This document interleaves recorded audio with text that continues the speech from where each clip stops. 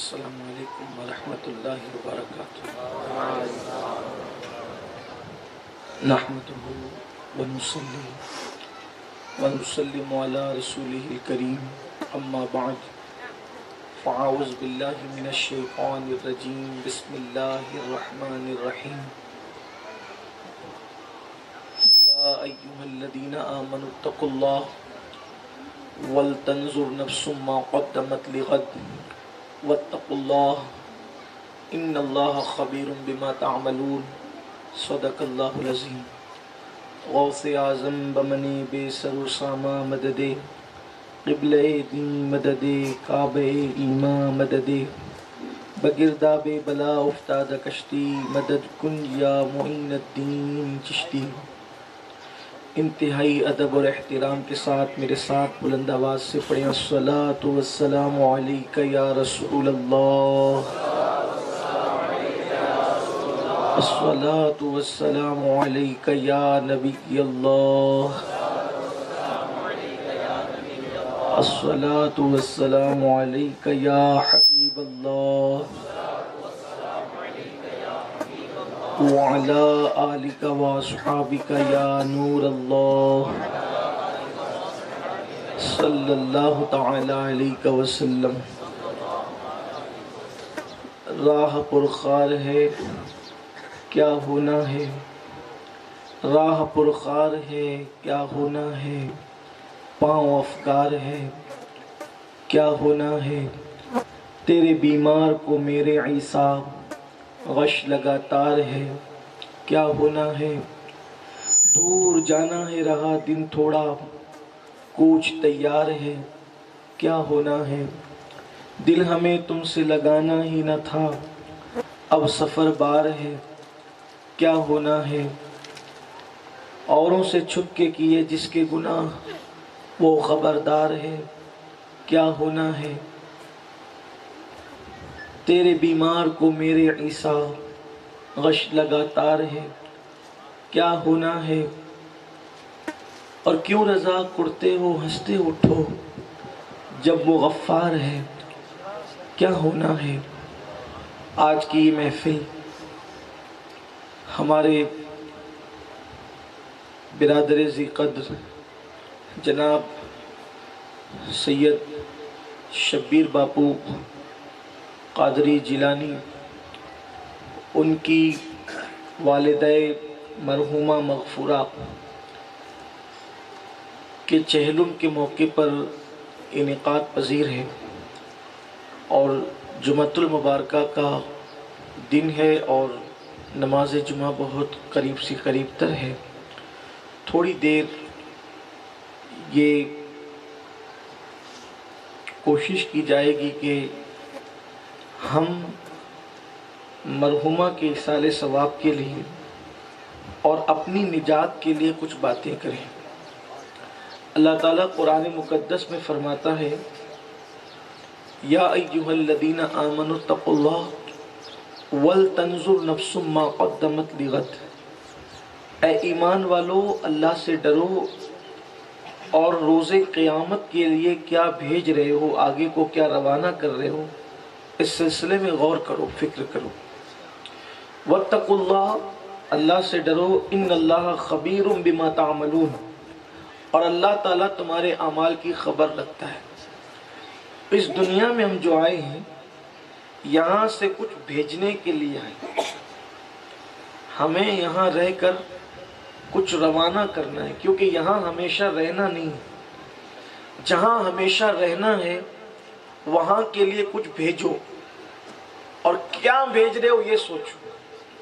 اچھا کرو گے تو بھی جانا ہے، اور برا کرو گے تو بھی وہیں پہنچے گا جہاں آپ کو جانا ہے۔ لیکن بات اتنی ہے، اگر اچھا کر کے گئے تو وہاں راحت کی زندگی ہے، اور اگر اچھا نہیں کر سکے تو یہ دنیا سے بھی زیادہ بدترین زندگی وہاں کی۔ ایسے تڑپائے جائیں گے کہ کوئی مدد کو نہیں آئے گا، ایسے عذاب میں گرفتار کیے جائیں گے کہ کسی کی امداد تک نہ پہنچے گی۔ یہاں انسان مصیبت اور مشکلات میں گرفتار ہوتا ہے تو کبھی ماں بچانے آتی ہے، کبھی باپ بچانے آتا ہے، کبھی بھائی بچانے آتا ہے، کبھی بیٹا بچانے آتا ہے، لیکن وہاں تو کسی نے بچانے آنا بھی نہیں، اس لیے کہ وہاں کی آہو فغاں ہم تک پہنچنا بھی نہیں ہے، وہاں کی آہو پکار یہاں تک کہ آنا بھی نہیں ہے۔ جب ہم قبرستان جاتے ہیں تو دیکھتے ہیں کہ ساری قبریں ایک سناٹے میں ڈوبی ہوئی ہیں، لیکن نظر والوں کو پتا ہے کہ کچھ قبریں ایسی ہیں جو جہنم کے گڑھوں میں سے ایک گڑھا ہے، اور کچھ قبریں ایسی ہیں جو جنت کے باغوں میں سے ایک باغ ہے۔ تو وہ قبریں کون سی جنت کے باغوں میں سے باغ ہیں؟ تو قرآن ان کے لیے کہتا ہے ان الابرار لفی نعیم وان الفجار لفی جحیم، کہ جو نیک عمل کرتے ان کے لیے جنت کے باغ ہیں، اور جنہوں نے فسق و فجور کیا، جنہوں نے اپنی طبیعت کے مطابق زندگی گزاری، ان کے لیے جہنم کا گڑھا ہے، اور ان کے لیے جہنم کا دردناک عذاب ہے۔ میرے پیارے آقا صلی اللہ علیہ وآلہ وسلم کے پیارے دیوانوں، بہت غفلت ہو گئی، اور غفلت کے اندر بہت زندگی گزر رہی ہے۔ آئیے اللہ کے حبیب علیہ السلام نے آخرت کی فکر اور آخرت کی تیاری کے حوالے سے اپنے صحابہ کو کیسے ابھارا تھا۔ ایک مرتبہ چند نوجوانوں کو میرے آقا علیہ السلام نے دیکھا کہ وہ قہقہاں لگا کر زور زور سے ہنس رہے ہیں۔ حضور علیہ السلام جاتے جاتے رک گئے اور ان سے سوال کیا، یہ بتاؤ کیا تمہیں جنت میں جانے کی اجازت مل گئی اور تمہیں جنت میں جانے کا اذن مل گیا؟ انہوں نے کہا نہیں یا رسول اللہ۔ تو میرے آقا علیہ السلام فرماتے ہیں افسوس ہے کہ جس کو جنت میں داخلے کی اجازت نہ ملے اور وہ لوگ قہقہاں لگا کر کے ہنس رہے ہوں۔ آپ مجھے بتائیں اگر کوئی ہنس دے قہقہاں لگا کر تو حضور اس پر اتنا افسوس کرتے ہیں؟ اللہ اکبر! اگر آج حضور علیہ السلام ظاہری دنیا میں حیات ہوتے اور میرے اور آپ کے احوال کو دیکھتے تو کتنا افسوس فرماتے، لیکن ہمارا تو عقیدہ ہے کہ جیسے وہ زمین کے اوپر زندہ تھے، اس سے زیادہ زمین سے زیادہ کی حیات زمین کے اندر کی ہے۔ لوگ کہتے ہیں اس سے زیادہ کی حیات کیسے ہو سکتی ہے؟ تو ہم قرآن سے دلیل پیش کرتے ہیں۔ قرآن کہتا ہے وَلَلْآخِرَةُ خَيْرٌ لَكَ مِنَ الْأُولَىٰ، آپ کی آنے والی گھڑی پچھلی گھڑی سے بہتر ہے۔ تو ہر چیز میں ترقی ہو رہی ہے، تو حیات مصطفیٰ پچھلی جیسے تھی آنے والی اس سے بڑھ کر کے ہوگی، کیونکہ قرآن کہتا ہے آپ کی آنے والی پچھلی سے بہتر ہے۔ تو حضور اکرم صلی اللہ علیہ وآلہ وسلم آج بھی ہمیں ملاحظہ کر رہے ہیں، آج بھی ہمیں دیکھ رہے ہیں۔ اور پھر آپ اندازہ تو کرو وہ قہقہاں لگانے والے نوجوان لوگ کوئی عام لوگ تو نہیں تھے، حضور کے دور کے جو بھی تھے وہ سب صحابی تھے۔ اب آپ مجھے بتائیں کہ اگر صحابی قہقہاں لگا کر ہنسے تو حضور فرماتے کیا تمہیں جنت میں جانے کی اجازت مل گئی؟ حالانکہ وہ سب جنتی ہیں، وَكُلًّا وَعَدَ اللَّهُ الْحُسْنَىٰ کے تحت اللہ نے ان سب سے خیر اور جنت کا وعدہ فرمایا ہے، لیکن میرے آقا علیہ السلام افسوس فرما رہے ہیں۔ اور ہمارا حال یہ ہے، ہم فلمیں دیکھ رہے ہیں، سیریل دیکھ رہے ہیں، جھوٹ بول رہے ہیں، وعدہ خلافیاں کر رہے ہیں، حرام کما رہے ہیں، حرام کھا رہے ہیں، ماں باپ کی نافرمانی کر رہے ہیں، اور ہم موت کو بھولے ہوئے ہیں۔ آئیے جلدی جلدی سے کچھ باتیں آپ کے پلوں میں ڈالوں کہ ایک دن موت آنی ہے۔ جیسے شبیر باپو مدثر ذلہ العالی کی والدہ مشفقہ محترمہ دنیا سے گئی، بہت سارے لوگ دنیا سے گئے، ایک دن ہم نے بھی تو جانا ہے، بہت کم ٹائم لے کر کے آئے ہیں، جانا ہے۔ اور یاد رکھیے جس کو موت کہتے نا، موت وہ آسان نہیں۔ جس گھاٹی سے ہمیں گزرنا ہے، اتنا سمجھ لے شاعر لوگ جو موت بیان کرتے ہیں اس کا حقیقت سے کوئی تعلق نہیں۔ موت کی حقیقت وہ ہے جو احادیث مصطفیٰ میں بیان ہوئی۔ اللہ کے رسول صلی اللہ علیہ وآلہ وسلم ارشاد فرماتے ہیں، حدیث پاک کا مفہوم ہے کہ موت کی حقیقت کو جیسے میں جانتا ہوں اگر تم جان لیتے تو تم لوگ ایسے پگھلنے لگتے جیسے پانی کے اندر نمک پگھلنے لگتا ہے۔ اس موت کی گھاٹی سے گزرنا ہے۔ اللہ کے حبیب علیہ السلام نے موت کی تکلیف بتائی نہیں، لیکن سمجھدار کے لیے اشارہ کافی ہے۔ آخر وہ کیا تکلیف ہوگی جس کو سوچنے کے بعد انسان پگھلنے لگے گا؟ اللہ کے حبیب علیہ السلام فرماتے ہیں کہ انسان پگھلنے لگے گا ایسے اگر وہ موت کی حقیقت کو جان لے، جیسے نمک کے اندر جیسے پانی کے اندر نمک پگھلنے لگتا ہے۔ اور فرمایا اگر جانوروں کو موت کی حقیقت بتا دی جاتی تو تم کو کسی جانور کا گوشت کھانے کو نہیں ملتا، اس لیے کہ جانوروں کو اگر موت کی حقیقت پتہ چل جاتی تو ان کی ہڈیوں سے چمڑا مل جاتا اور ان کا گوشت ختم ہو جاتا۔ پھر یہ موت کیا ہے اس کی حقیقت تو کسی کو نہیں بتائی گئی۔ اللہ نے ہم پہ رحم کیا، حقیقت موت نہیں بتائی، رسول اللہ نے ہم پر کرم کیا، حقیقت موت نہیں بتائی، لیکن صرف اشارے دیے گئے اگر جاننا چاہتے ہو تو جان لو اور موت کی تیاری کر لو، اس وقت آسانی کا انتظام کر لو، اس وقت آسانی کا انصرام کر لو۔ جس کے لیے اللہ موت آسان کر دے اس کے لیے پھول کی خوشبو سے زیادہ موت آسان ہے۔ لیکن اگر انسان جرائم میں گرفتار رہا، انسان گناہوں میں گرفتار رہا، انسان اپنی طبیعت کے مطابق زندگی گزارتا رہا، انسان گالی گلوچ میں مبتلا رہا، کیسی سخت اور دردناک موت ہے۔ حضرت سیدنا موسیٰ علیہ السلام سے کسی نے پوچھا آپ نے موت کو کیسے پایا؟ تو جناب موسیٰ کلیم کہتے ہیں زندہ بکرے کی کھال اٹھیڑی جائے تو اس وقت تو اس کو کتنی تکلیف ہوتی ہے، اس سے زیادہ مرنے والے کو موت کے وقت تکلیف ہوتی ہے۔ یہ ابھی گنہگار کی موت نہیں، یہ نیک لوگوں کی موت ہے، یہ مسلمانوں کی موت ہے، یہ مومنوں کی موت ہے۔ صحابہ نے پوچھا آقا مومن کو موت کیسے آتی ہے؟ تو میرے آقا علیہ السلام نے فرمایا تلوار کی 313 ضربیں ایک ساتھ اگر کسی کے جسم پہ ماری جائے، تھوڑی دیر غور کرنا، اللہ کرے مخدومہ کی یہ محفل ہم سب کے لیے ذریعہ نجات ہو جائے، لیکن تھوڑی دیر غور کرنا، اگر ہمیں چاقو لگ جاتا ہے ایک، اگر ہمیں چھری لگ جاتی ہے ایک، اس وقت ہمارے تڑپنے اور بلکنے کا عالم کیا ہوتا ہے۔ میرے سچے صادق و مصدوق نبی صلی اللہ علیہ وآلہ وسلم فرما رہے ہیں کہ تلوار کی ضربیں 313 ضربیں، یعنی 313 لوگوں کو ایک ساتھ کسی کے ارد گرد کھڑا کر دیا جائے اور ایک ساتھ وہ 313 تلواروں سے کسی پہ وار کرے تو اس وقت اس کی کیفیت کیا ہوگی؟ اس سے زیادہ تکلیف موت کے وقت ہوتی ہے۔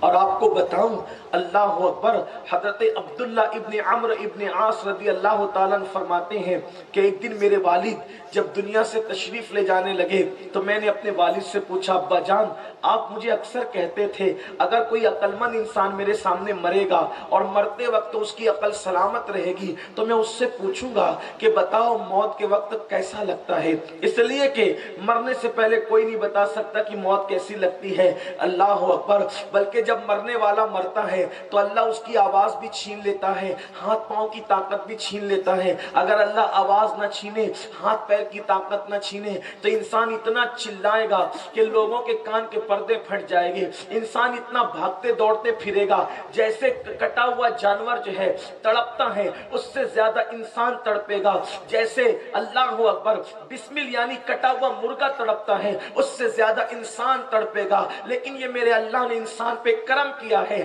کہ اللہ مرنے سے پہلے انسان کے جسم کی ہاتھ پیر کی طاقت کو چھین لیتا ہے تاکہ اس کی تکلیف تمہیں سمجھ میں نہ آئے، اس کی تکلیف کو تم دیکھ نہ سکو، اس کی تکلیف کے حوالے سے تمہیں اندازہ نہ ہو سکے۔ میری مائیں اور بہنیں بھی سن رہی ہیں، میں ان سب سے کہتا ہوں دنیا کی رنگریلیوں میں ڈوبنے والے انسانوں، نماز کے اوقات میں سونے والے لوگوں، نماز کے اوقات میں موبائل پر گیم کھیلنے والے لوگوں، دنیا کی محبت میں موت کو بھولنے والوں، ذرا سوچو تو صحیح موت کیسی ہے جس سے مجھے بھی گزرنا ہے اور تم کو بھی گزرنا ہے۔ اللہ اکبر، وہ گھڑی آنے والی ہے جس کو موت کہتے ہیں۔ ہائے وہ تڑپ، ہائے وہ پیاس، ہائے وہ بے چینی، ہائے وہ بے قراری، ہائے وہ بے بسی، لیکن کتنا بے بس ہے نا انسان۔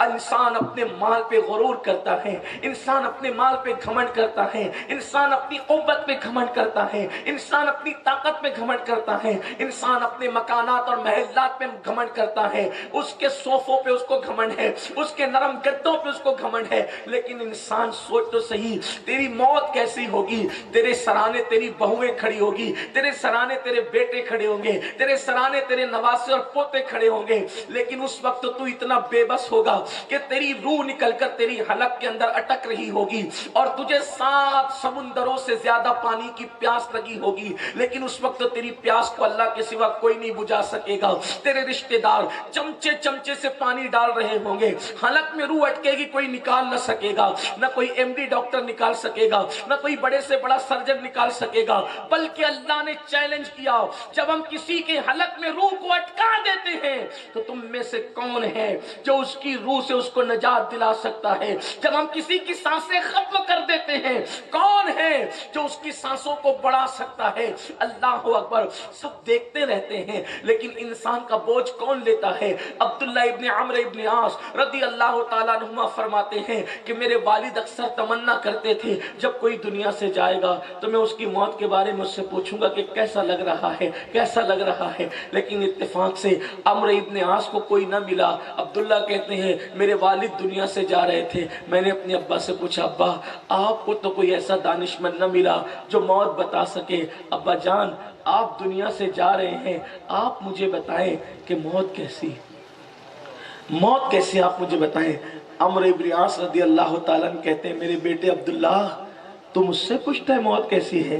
اب وہ بیان کرتے ہیں، فرماتے ہیں زمین اور آسمان کو لپیٹ کر اگر کسی کے سینے پہ رکھ دیا جائے تو وزن کیسا لگتا ہے؟ اس وقت ایسے ہی محسوس ہو رہا ہے، ایسا لگتا ہے جیسے میرے سینے پہ زمین اور آسمان کو پتھر کی شکل میں رکھ دیا گیا، زمین اور آسمان کو لپیٹ کر میرے سینے پہ رکھ دیا گیا۔ میرے بیٹے اس وقت تو ایسا لگتا ہے جیسے انسان ناک سے سانس نہیں لے رہا ہے، جیسے انسان ناک سے سانس نہیں لے رہا ہے، ایسا لگتا ہے جیسے وہ سوئی کے ناکے سے سانس لے رہا ہے۔ اگر کوئی سوئی کے ناکے سے سانس لے گا تو اس کا دم کیسے گھٹے گا؟ میرے بچے مجھے ایسے ہی لگ رہا ہے۔ اور اس سے زیادہ کیا بتاؤں، اگر کسی کے پیٹ میں ببول کا درخت اگا دیا جائے اور اس کے نیچے کے مقام سے وہ ببول کا درخت کھینچا جائے تو اس کے پیٹ کا حال کیا ہوگا؟ وہی کیفیت ہے، اس سے زیادہ موت کو میں بیان نہیں کر سکتا۔ یہ فرمایا آپ مجھے بتائیں جو لوگ ایمان کے اتنے اعلیٰ منزل پر فائز ہے، جب وہ دنیا سے گئے تو انہوں نے موت کی تلخیوں کو یوں بیان فرمایا، تو ہمیں کیسے موت آئے گی، ہمیں موت کا عالم کیا ہوگا؟ لیکن ہم اس موت کی تیاری کو بھول گئے۔ اور ایک بات آپ کو جاتے جاتے بتاؤں، موت کے وقت کتنی تکلیف ہو، لیکن اگر انسان ایمان پہ دنیا سے جائے، ایمان پہ جائے تو وہ کامیاب ہے۔ اور یہ سب کو میسر نہیں، اللہ نے یہ وعدہ کسی کے ساتھ نہیں کیا کہ جو مرے گا وہ ایمان پہ مرے گا، اس کا کرم جس پہ ہوگا وہ ایمان پہ مرے گا۔ حضرت امام سفیان ثوری رضی اللہ تعالی عنہ، امام سفیان ثوری یہ امام اعظم ابو حنیفہ کے بھی سینئر محدثین میں ہوتے ہیں۔ 18-19 سال کی عمر میں وہ لکڑی ٹیک کے چلتے تھے، ان کی کمر جھک گئی تھی۔ حضرت سفیان ثوری کی کمر جھک گئی تھی، وہ لکڑی ٹیک کے چلتے تھے۔ کسی نے پوچھا سفیان جوانی میں تمہاری کمر جھک گئی جبکہ کمر تو بڑھاپے میں جھکتی ہے؟ تو سفیان ثوری نے کہا میرے استاد تھے، انہوں نے 50 سال مسجد کے اندر اعتکاف میں گزارے، رفع حاجت کے سوا کبھی وہ باہر نہیں نکلے، نہ انہوں نے کبھی آسمان دیکھا، نہ چاند دیکھا، نہ سورج دیکھا، سوائے عبادت کی ان کو کوئی دوسرا کام ہی نہیں تھا۔ 50 سال انہوں نے مسجد میں معتکف رہ کر گزارے اور حدیث پڑھائی، حدیث صرف حدیث پڑھاتے تھے بس۔ لیکن جب وہ دنیا سے جا رہے تھے تو میں نے ان کو بہت روتے دیکھا۔ میں نے پوچھا استاد رو رہے ہو؟ تو فرمایا بیٹا ایمان پر جانے کے لیے رو رہا، کیونکہ ایمان پر ختمے کی کوئی گارنٹی کسی کی نہیں، کون ایمان پہ جائے گا اور مرتے وقت کون کافر ہو جائے گا اس کی کوئی گارنٹی نہیں ہے میرے بیٹے۔ امام سفیان ثوری کہتے ہیں استاد آپ 50 سال تک مسجد کی کبوتری بن کے مسجد کے اندر رہے اور آپ ایمان پہ خاتمے کے لیے رو رہے۔ فرمایا میرے بیٹے جنہوں نے رسول اللہ کے دور میں کلمہ پڑھا تھا ان میں سے بعض لوگ حضور کے وصال کے بعد کافر ہو گئے،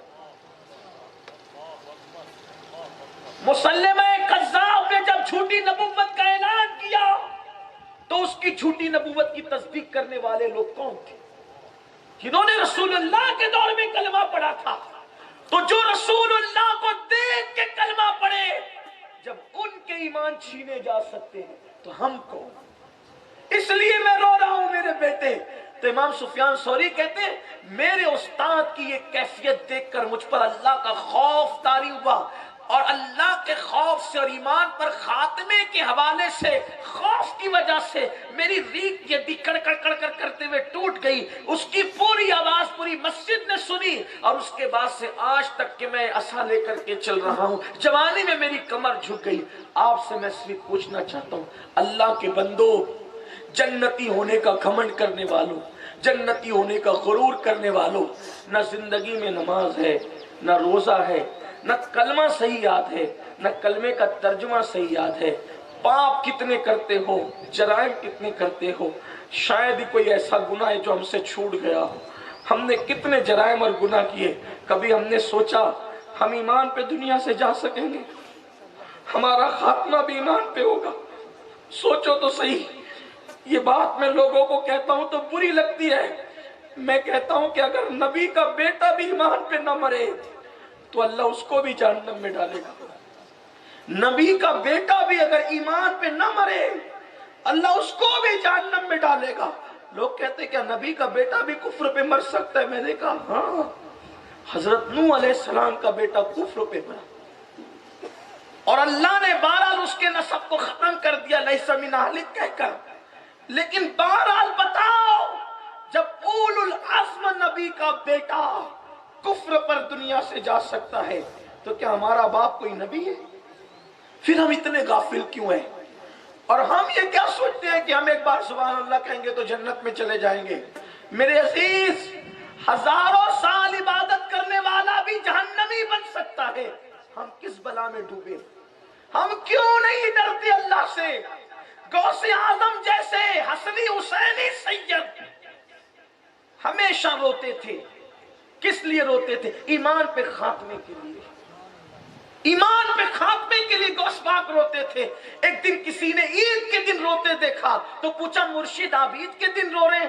فرمایا کہ کیوں نہ رو. تو کہا آج تو عید کا دن ہے. کہا عبد القادر کی عید اس دن ہوگی جس دن اس کا خاتمہ ایمان پہ ہوگا. جس نے مردے زندہ کیے وہ ایمان پر خاتمے کے لیے رو رہے ہیں. اور غوث پاک فرماتے ہیں سیدنا غوث الثقلین رضی اللہ تعالیٰ عنہ کہ اگر کوئی ایمان پہ خاتمے کی فکر نہیں کرتا، مجھے ڈر ہے کہ مرے گا تو کافر ہو کے مرے گا.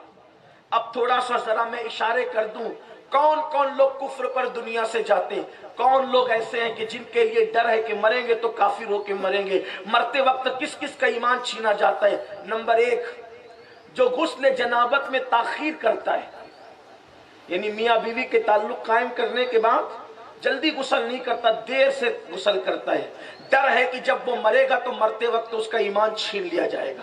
اس لیے میں مرد اور عورتوں سے بہت حیا کے پردے میں کہتا ہوں، جس وقت غسل فرض ہو جائے، رات ہو تو رات، دن ہو تو دن، اس میں عجلت کرنا، جلدی کرنا، تاخیر نہیں کرنا. اگر کوئی عذر ہو تو کم سے کم وضو یا تیمم کر کے سونا، لیکن اتنی دیر مت کرو کہ سورج نکل جائے. سورج نکلنے اتنی دیر کرنا یہ حرام ہے. اس سے زیادہ تاخیر نہیں کر سکتے، اس سے پہلے پہلے کیا جائے. تو جو غسل جنابت میں تاخیر کرے گا، ڈر ہے کہ مرے گا تو کافر ہو کر مرے گا. بلکہ ایک روایت مجھے یاد آئی، ایک بہت بڑے محدث تھے، بہت بڑا محدث، مرا تو عیسائی ہو کر مرا. عیسائی ہو کے مرا. اس کی بیوی سے کسی نے پوچھا یہ عیسائی کیسے ہو کے مرا؟ تو بیوی نے بتایا کہ جب اس پہ غسل جنابت فرض ہوتا تھا تو اس کو یہ کہتا تھا یار عیسائیوں میں یہ رسم بہت اچھی ہے کہ ان کے یہاں غسل جنابت نہیں، ہمارے یہاں غسل جنابت کی تکلیف ہے. غسل جنابت وہ وقت پہ کر لیتا تھا لیکن اس کو جان پہ آتی تھی، تکلیف ہوتی تھی غسل کرنے میں. اس لیے اس نے عیسائیوں کے غسل جنابت نہ ہونے کی تعریف کی. تو اس نے عیسائیوں کے اس عمل کی تعریف کی تو مرنے سے پہلے وہ عیسائی ہو گئے. صرف تعریف کی، عمل نہیں کیا. آپ تو مشرکین کے طریقے پہ عمل کر رہے ہو. شادیوں میں مشرکوں کا طریقہ، خوشیوں میں مشرکوں کا طریقہ، زندگی گزارنے میں مشرکوں کا طریقہ، یہود و نصارہ کا طریقہ. اللہ کے بندو، شیطان کے کتنے بڑے جال میں پھنسی ہو، اپنے اوپر رحم کرو. تو نمبر ایک، جو غسل جنابت نہیں کرتا یا دیر سے کرتا ہے، ڈر ہے، حتمی نہیں کہہ رہا ہوں، ڈر ہے کہ مرے گا تو کفر پہ مرے گا۔ نمبر 2، جو کسی مومن کو گالی دے، جو کسی مومن کو گالی دے، اس سے معافی نہ مانگے اور توبہ نہ کرے، ڈر ہے کہ مرے گا تو کفر پہ مرے گا۔ اب عام مومن کو گالی دے تو ڈر ہے کہ مرے گا تو کفر پہ مرے گا، تو جو اپنی بیوی کو ماں بہن کی گالی دیتا ہو، جو اپنے بچوں کو ماں بہن کی گالی دیتا ہو، جو اپنے پڑوسیوں کو ماں بہن کی گالی دیتا ہو، اس کا کیا انجام ہوگا؟ پھر اس کے بعد تیسری چیز، جو کسی کا دل دکھاتا ہو، جو کسی کا دل کی پرواہ نہیں کرتا، دل دکھاتا ہو، ڈر ہے کہ مرے گا تو کافر ہو کے مرے گا۔ اس طرح کی لمبی فہرست ہے۔ اور ایک اور اہم بات سمیٹتے ہوئے، جس نے کبھی ماں باپ کے دل کو اذیت پہنچائی، جس نے کبھی ماں باپ کے دل کو اذیت پہنچائی، مرتے وقت اس کی زبان پہ کلمہ نہیں آئے گا، ڈر ہے تو مرے گا تو کافر ہو کے مرے گا۔ آج ماں باپ کے ساتھ کیا سلوک کیا جا رہا ہے؟ ابھی میں آیا تو شبیر باپو میرے پاس بیٹھ کے رو رہے تھے، پیر طریقت عالم ہے، کیوں رو رہے تھے پتہ ہے؟ دولت کے لیے نہیں، مال کے لیے نہیں، ماں کے لیے۔ کہہ رہے تھے کہ غم بھلایا نہیں جاتا۔ میں نے کہا یہ غم بھلانے کا ہے بھی نہیں، کون بھول سکتا ہے ماں کو؟ ماں کو کون؟ میں تو جوانوں کو یہی کہتا ہوں، ماں باپ جب تک ہے ان کی قدر کرو۔ اسی پہ بات میں مکمل کروں گا کیونکہ جمعۃ المبارکہ کی نماز کا وقت قریب ہے۔ میں آپ کو صرف احساس دلا کر چلا جانا چاہتا ہوں، جب تک ماں باپ ان کی قدر کرو، ان کے غلام بن کر رہو، ان کے آقا نہ بنو۔ جب ان سے بات کرنے کا وقت آئے تو پہلے اجازت لو۔ ہمارے اسلام میں ماں باپ سے بات کرنے کا طریقہ کیا ہے؟ پہلے ماں باپ سے اجازت لو، اگر وہ اجازت دیں تو ان سے بات کرو۔ بات ایسے کرو جیسے کوئی غلام اپنے آقا سے بات کرتا ہے۔ یہ ہے ماں باپ سے بات کرنے کا طریقہ۔ میرے عزیز، تیرے ماں باپ سے بڑا تیرا کوئی مرشد نہیں۔ ماں باپ کی دعا وہاں پہنچائے گی جہاں کسی کی دعا نہیں پہنچا سکتی۔ اپنے ماں باپ کی قدر کرو، یہ بڑی عظیم نعمت ہے، بہت عظیم نعمت ہے۔ لوگ کیا جانے ماں باپ کیا ہے۔ میں اکثر لوگوں کو کہتا ہوں، یہ جھری پڑے ہوئے چہرے جو تمہارے ماں باپ کے بڑھاپے کی وجہ سے جن پہ جھریاں پڑ گئی ہیں، یہ وہ چہرے ہیں کہ بڑے سے بڑا خوبصورت چہرہ دیکھنے پہ وہ اجر نہیں ملتا، وہ ثواب نہیں ملتا جو ان جھری پڑے ہوئے چہروں کو دیکھ کر کے ملتا ہے۔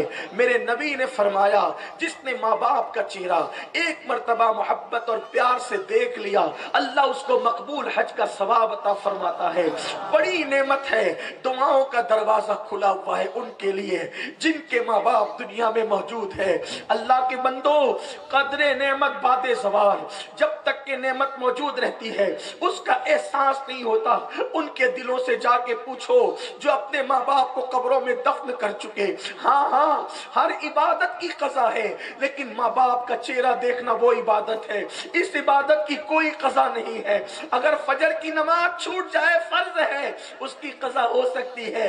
حج فاسد ہو جائے، اس کی قضا ہو سکتی ہے، لیکن ماں باپ کا چہرہ دیکھنا وہ عبادت ہے، اس کی قضا نہیں۔ قضا اس کو کہتے ہیں کہ وقت چلے جانے کے بعد پھر اسی عبادت کو دوسرے وقت میں ادا کر لینا۔ اب ماں باپ کا چہرہ دیکھنے کی قضا کیا ہے؟ اگر وہ قبر کے اندر چلے گئے، وہ چہرہ کہاں سے لاؤ گے؟ وہ خد و خال کہاں سے لاؤ گے؟ وہ ممتا کا پیکر کہاں سے لاؤ گے؟ اللہ اکبر۔ یاد رکھو، جب تک یہ زندہ ہیں ان کو اپنا مخدوم سمجھو، ان کو اپنا ماوا سمجھو، ان کو اپنا ملجا سمجھو۔ یاد رکھو، سب کی محبتوں میں ریاکاریاں ہو سکتی ہے، لیکن ان کی محبتیں بہت خاص ہیں، بہت مخلصانہ ہیں۔ ان کی محبت میں کوئی دکھاوا نہیں، ان کی محبت میں کوئی اداکاری نہیں، ان کی محبت میں کوئی ریاکاری نہیں۔ میں اکثر لوگوں کو یہ بھی کہتا ہوں، یار لوگ ہم سے محبت نہیں کرتے ہیں، ہمارے فن سے محبت کرتے ہیں، ہمارے علم سے محبت کرتے ہیں، ہماری آوازوں سے محبت کرتے ہیں۔ مثال کے طور پہ کوئی نعت خواہ लोग उसको इज्जत क्यों देते? वो अच्छी नात पढ़ता है। कोई आलिम है, लोग उसको इज्जत क्यों देते? इसलिए कि उसके पास इल्म है। कोई वली है, लोग उसको इज्जत क्यों देते? उसके पास तकवा है। उससे प्यार नहीं है, उसकी अदाओं से, उसकी सिफतों से प्यार है। तन्हा माँ बाप है जो हमारी अदाओं से नहीं, हमारी जात से मोहब्बत करते हैं। जब हम बिस्तर में पेशाब करते थे तब भी वो हमसे मोहब्बत करते थे। जब हम बदबूदार पाखाना करते थे तब भी वो हमसे मोहब्बत करते थे। लेकिन आज लोगों को क्या हो गया? वो सबसे प्यार करता है, माँ बाप से नहीं करता। मेरे नबी ने फरमाया क़यामत की निशानियों में से एक निशानी है, लोग अपने दोस्तों पे खर्च करेंगे और अपने माँ बाप पे खर्च करने में दिल छोटा करेंगे। ये क़यामत की निशानियों में से निशानी है। अल्लाह अकबर। सास ससुर का भी एहतराम करो, लेकिन अगर बीवी कह दे कि मेरे माँ बाप के लिए खर्चा करना है तो ना नहीं निकलता। लेकिन अपने माँ बाप का हाल क्या हो गया? कुछ ऐसे माँ बाप है, ऐसे नाहंचार औलाद है जो माँ बाप को दवाओं के लिए तरसाते हैं, जो माँ बाप को ग़िज़ाओं के लिए तरसाते हैं। नहीं, जिन माँ बाप ने हमें खिलाया पिलाया, अल्लाह अकबर। लोगों को क्या हो गया? जब अच्छी ग़िज़ाएं आती थी तो माँ छुपा के रख लेती थी कि मेरा बेटा स्कूल से आएगा तो मैं उसको खिलाऊंगी, यही है ना। और आज अच्छी ग़िज़ाएं आती है, हम दूसरों को खिलाते हैं, माँ बाप को भूल जाते हैं। बोलो, दूसरों की दावत करते वक्त जितने एहतिमाम से तुम खाने पकाते हो, कभी अपने तन्हा माँ बाप के लिए पकाए? अहले मिंबर से माफी चाहते हुए इनको भी कहूंगा, मैं हालांकि इनको नसीहत के काबिल नहीं हूं, इनकी पैर की जूतियों के धूल के बराबर नहीं हूं, लेकिन एक एहसास इनको भी दिलाना चाहता हूं। कोई दिन ऐसा गुजरा जिसने सोचा कि आज हम अपने माँ बाप की दावत करेंगे? कभी ऐसे गुजरा कोई दिन अपने माँ बाप की दावत करेंगे और उसमें इतना अच्छा पकवाऊंगा जिसमें अपने बहुत मुअज़्ज़ज़ मेहमान के लिए पकवाता हूं? कभी ऐसा हुआ? अगर हुआ तो मुबारकबाद, नहीं तो आप सबको खिला रहे और जिसके सदके में तुम्हें रोजी मिल रही है, रोजी तुम्हें माँ बाप के सदके में मिलती है। अल्लाह के रसूल अलैहिस्सलाम ने फरमाया, जो नमाज के बाद माँ बाप की मग़फ़िरत की दुआ करता है, अल्लाह उसे माला माल कर देता है और उसकी उम्र में इजाफा करता है। जिसकी वजह से उम्र बढ़े, जिसकी वजह से रोजी बढ़े, उन माँ बाप के लिए क्या है? अरे कभी सबको गिफ्ट देने वालों, अपने माँ बाप को भी गिफ्ट दो। सबको नजराने देने वालों, अपने माँ बाप को भी नजराने दो। सबके हाथ चूमने वालों, अपने माँ बाप के भी हाथ पैर चूमो। आप याद रखें, इनकी दुआ में वो तासीर है। पूरी कायनात मिल जाए किसी के लिए बद्दुआ करने, पूरी कायनात मिल जाए किसी के लिए बद्दुआ करने और तन्हा उसकी माँ उसके लिए दुआ करे, तो अल्लाह कायनात की बद्दुआ को रद्द कर देगा, माँ की दुआ को कबूल कर लेगा। और पूरी कायनात किसी के लिए मिल के दुआ करे और उसकी माँ अकेले बद्दुआ करे, अल्लाह पूरी कायनात की दुआ रद्द करेगा, बाकी बद्दुआ को कबूल करेगा।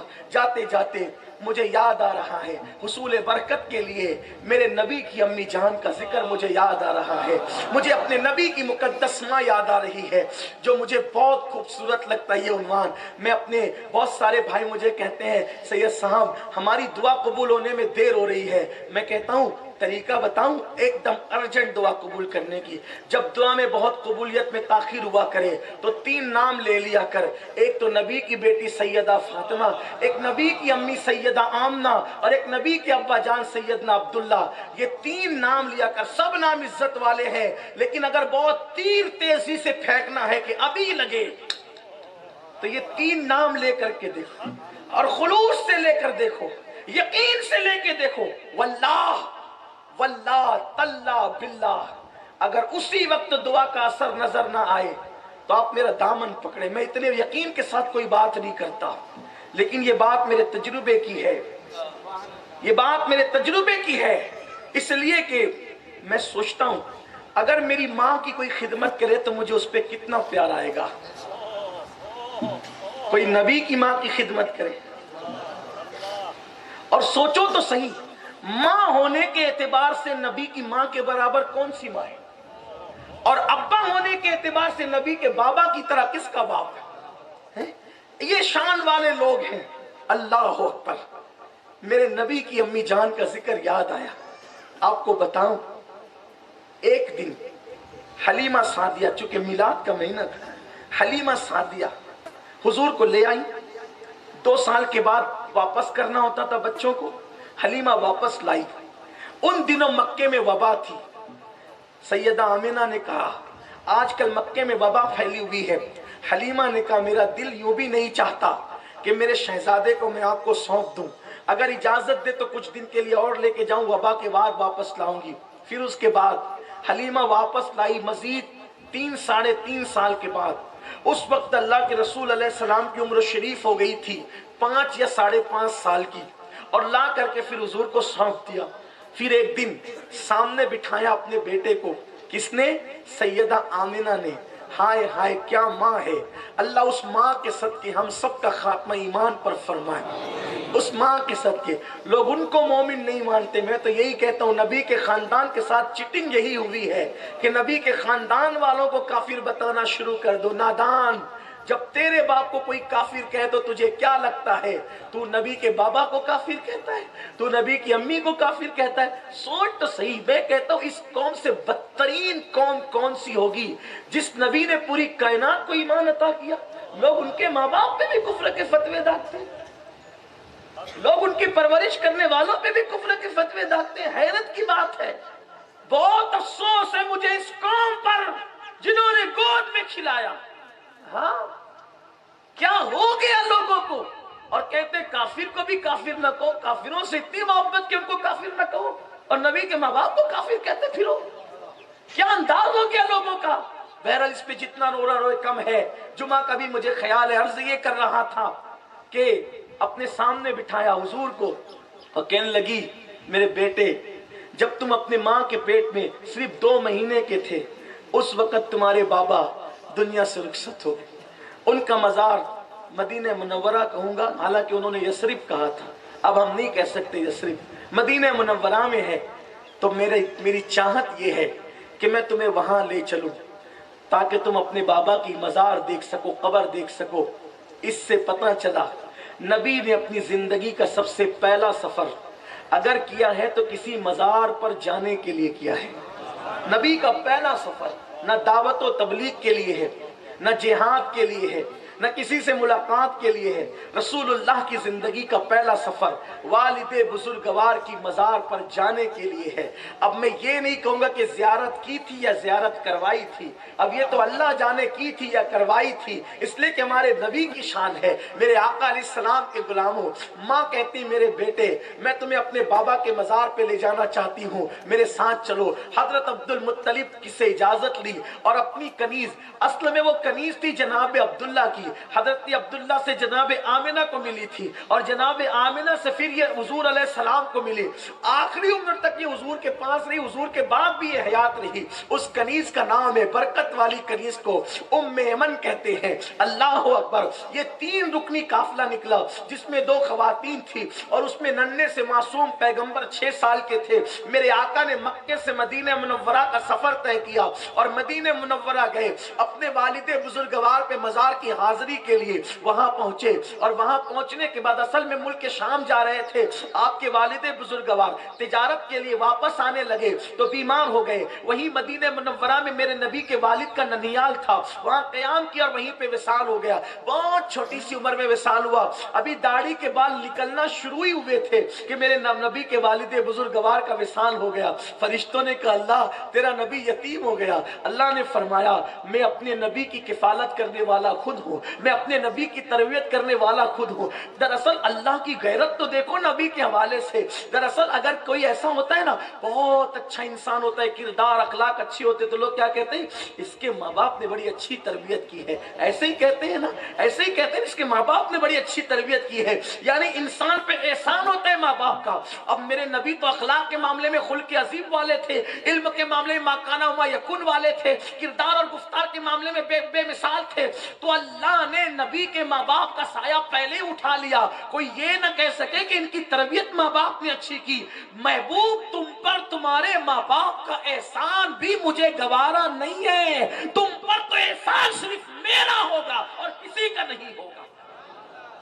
اس لیے اللہ نے اٹھا لیا۔ محبوب کے والد بہرحال مزار پر گئے۔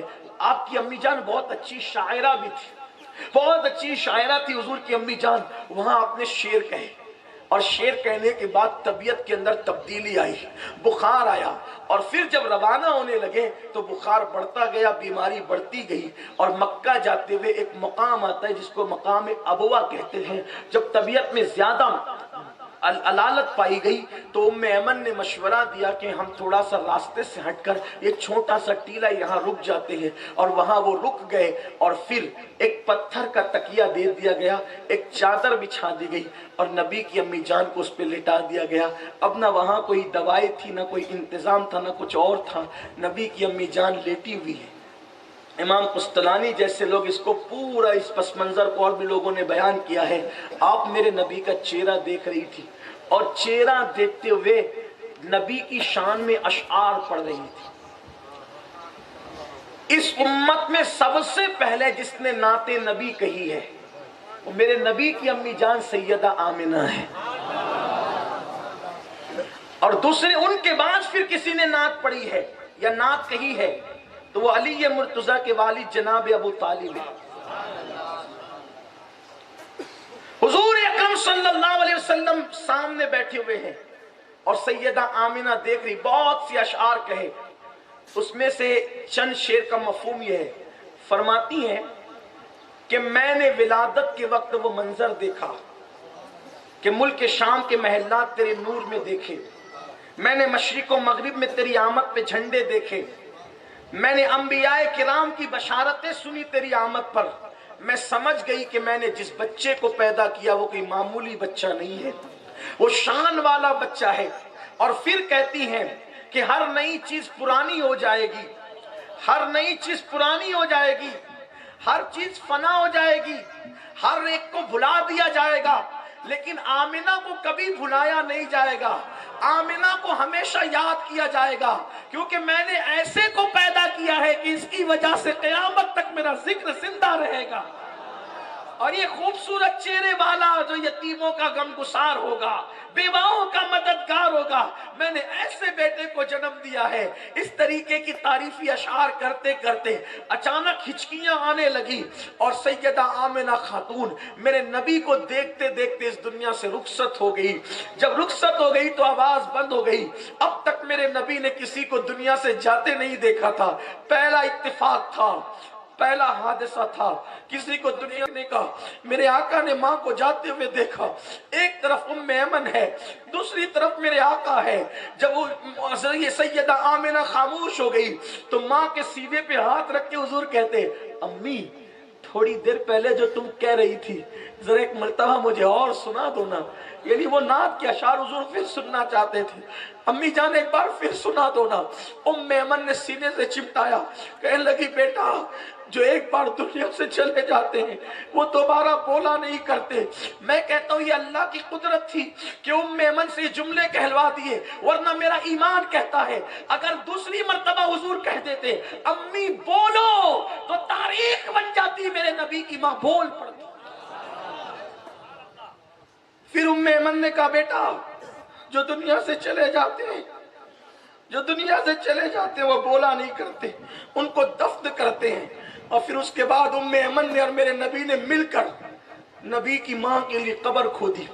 یہ پہلی اور آخری قبر تھی جو حضور نے کھودی، اس سے پہلے کوئی قبر نہ کھودی تھی، اس کے بعد مکمل کوئی قبر حضور نے نہ کھودی۔ حضور نے اپنی ماں کے لیے قبر خود کھودی تھی 6 سال کی ننھی سی عمر میں۔ اللہ نے اتنی سخت مٹی کو نبی کے ہاتھوں پہ نرم کر دیا تھا اور قبر کھودی، اور اس کے بعد میرے نبی قبر میں خود اترے اور ام ایمن کی مدد سے اپنی ماں کو قبر میں اتارا، اور قبر میں اتار کر کے پھر جب مٹی برابر کر دی گئی تو ام ایمن نے ہاتھ پکڑا، کیونکہ جب دنیا سے جا رہی تھی سیدہ آمنہ تو ام ایمن کو مخاطب کر کے یہ بھی کہا تو ام ایمن میری یہ امانت صحیح سلامت عبد المطلب تک پہنچا دینا، کیونکہ میں نے بہت قیمتی بیٹے کو جنم دیا ہے، اور اس کا خیال کرنا، اس کا خیال کرنا۔ ام ایمن کو یہ نصیحتیں یاد تھی، ام ایمن نے آخری وقت تک نبھایا۔ جب حضور کی امی کو دفن کر دیا، قبر بن گئی ابوا میں، ہاتھ پکڑا، ہاتھ پکڑ کر ٹیلے سے اترنے لگی تو میرے آقا نے بڑی معصومیت سے پوچھا ام ایمن میری امی؟ چھوٹے چھوٹے بچے ابا ہو دادی ہو سب ہو پوچھتے ہیں نا امی، امی کہاں ہے؟ بچے ماں کے بغیر نہیں رہتے، گویا کہ یہ بھی فطرت ہے۔ حضور کے معصوم بچپنے نے پوچھا ام ایمن میری امی؟ ام ایمن پھوٹ پھوٹ کے رونے لگی اور فرمایا بیٹے اب تمہاری ماں ہمیشہ یہی رہے گی، اب تمہاری ماں ہمارے ساتھ نہیں جائے گی۔ حضور نے ہاتھ چھڑایا، ہاتھ چھڑا کر کے ٹیلے کی طرف واپس گئے۔ ام ایمن دیکھنے لگی کہاں ہے، تو کیا دیکھا؟ حضور ماں کی قبر پہ سر رکھ کر رو رہے تھے، اور یہ جملے تھے امی تمہیں تو پتا تھا نا کہ تمہارے سوا اس وقت دنیا میں میرا کوئی نہیں۔ یہ احساس اس کو تھا جس کے لیے اللہ فرما رہا ہے الم یجدک یتیما فآویٰ ووجدک ضالا فہدیٰ۔ حضور ماں کے لیے کہہ رہے ہیں امی آپ کو تو پتا تھا نا کہ میرا آپ کے سوا کوئی نہیں، آپ بھی چلی گئی دنیا سے۔ ام ایمن نے پھر سینے سے لگایا، اس لیے کہ ماں سب کو یاد آتی ہے، بس ماں کی اہمیت ہونی چاہیے، ماں کی اہمیت ہونی چاہیے، ماں سب کو یاد آتی ہے۔ حضور کو اٹھائی، سینے سے لگایا، اور جب ام ایمن کہتی ہے جب اپنی گھٹنی کے آگے حضور کو بٹھا کے لے جا رہی تھی، حضور پلٹ پلٹ کر ابوا کی اس ٹیلے کی طرف دیکھ رہے تھے، اور ایسا لگتا تھا جیسے ماں کا انتظار کر رہے تھے کہ ماں ابھی قبر سے نکل کر پھر سانس چلنے لگے گی۔ ماں کو پلٹ پلٹ کر قبر کو دیکھتے تھے۔ پتہ نہیں حضور نے اپنی آنسوؤں کو کیسے خشک کیا، لیکن آخری بات یہ کہہ دوں، پوری زندگی حضور اپنی ماں کو یاد کرتے رہے، اور کس طرح یاد کرتے رہے؟ امام ابن جریر طبری لکھتے ہیں کہ ایک دن مغرب کی نماز کے بعد مسجد نبوی میں بیٹھ کر میرے آقا رو رہے تھے، آنکھ میں آنسو تھے۔ صحابہ نے حضور کو روتے دیکھا، پوچھا یا رسول اللہ رونے کا کوئی سبب نہیں، کیوں رو رہے ہیں، کیوں رو رہے ہیں آقا؟ سرکار نے فرمایا آج میری ماں آمنہ کی مجھے یاد آ گئی، میری ماں کی یاد آ گئی۔ میرے جوانوں تم خواب غفلت میں ہو، بہت خواب غفلت میں ہو، تمہیں ماں باپ کی قدر نہیں، ان کے بڑھاپے پہ ترس کھاؤ، ان کے بڑھاپے پہ رحم کرو، جیسے انہوں نے ہمارے بچپن میں ہم پہ رحم کیا ان سے پیار کرو۔ جس دن ان کو قبر میں دفنا دو گے اس دن پچھتاؤ گے۔ دنیا کی پوری دولت دے کر ایک لمحے کے لیے ماں باپ کا چہرہ دیکھنا چاہو گے تو تمہیں وہ چہرہ نظر نہیں آئے گا۔ بہت سے ایسے ہیں جو خواب میں دیکھنے کی تمنا کریں گے تو خواب میں بھی ان کو ماں باپ کا چہرہ نظر نہیں آئے گا۔ میں اپنی بہنوں سے ہاتھ جوڑ کے گزارش کرتا ہوں کہ وہ بھی اپنے ماں باپ کا خیال کرے، اور اپنے شوہر کے ماں باپ پہ ظلم نہ کرے، اپنے شوہر کے ماں باپ کے خلاف شوہر کو نہ ورگلائے، ورنہ تمہارا شوہر جہنم کا ایندھن بنے گا۔ اللہ اکبر۔ میرے نبی کے گھر میں کمی کیا تھی؟ کس چیز کی کمی ہے؟ مولا تیری گلی میں، دنیا تیری گلی میں، عقبہ تیری گلی میں،